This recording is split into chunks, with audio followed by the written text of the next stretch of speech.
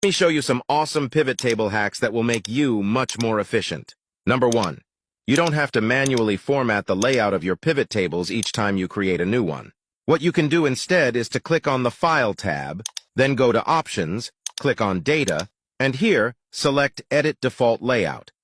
Since I had a cell in my pivot table selected, it directly references that cell, and I can simply click on Import to import the current layout settings of my pivot table. Awesome. Now click on OK, and then click on OK again. Number 2. Unfortunately, the default pivot table layout option does not preserve the previously set style of our pivot table, which can be quite frustrating. However, this is easy to resolve. Simply select the style you want as default, right-click on it, and choose Set as Default. Number 3. Even after setting up default pivot table layouts and styles, there's still a problem. Our chosen number format doesn't save as default, meaning we have to fix it every time. A smart solution to this issue is to add the data to the data model when creating your pivot table. Once your data is in the data model, navigate to the Power Pivot tab and click on Manage.